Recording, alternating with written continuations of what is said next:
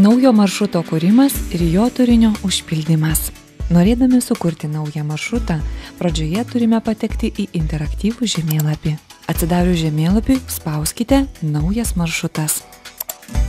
Kairėje žemėlapio pusėje atsirado pirminis maršruto įvedimo laukas.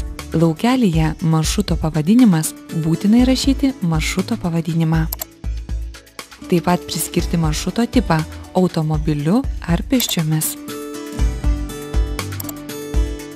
Užpildę pirminės informacijos lango laukus, paspauskite Tęsti.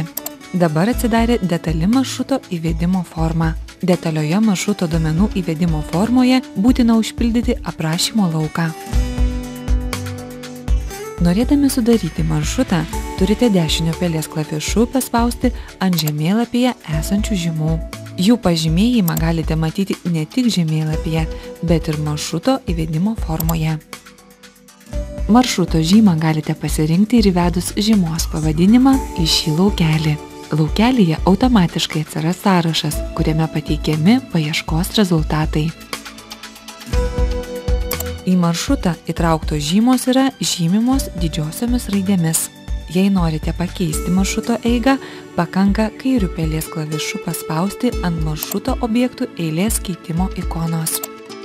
O jeigu nusprendžiate atsisakyti kurio nors maršruto objekto, pakanka kairiu pelės klavišu paspausti ant maršrutą sudarančios žymos trynimo ikonos.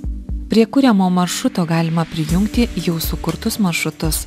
Laukelyje Prijungti maršrutą rašykite norimą maršruto pavadinimą.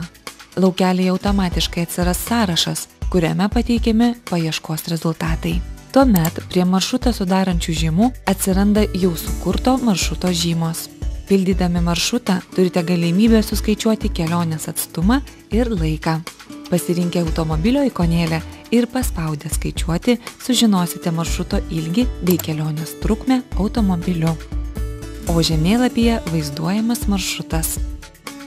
Paspaudę žmogeliuko ikonėlę, sužinosite, kiek laiko užtruksite keliaudami pėsčiomis ir kokį atstumą teks įveikti.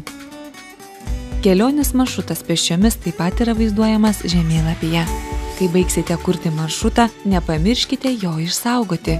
Jeigu šio veiksmo neatliksite, nei jūs, nei kiti enciklopedijos Graži tu mano lankytojai negalės naudotis sukurtu maršrutu.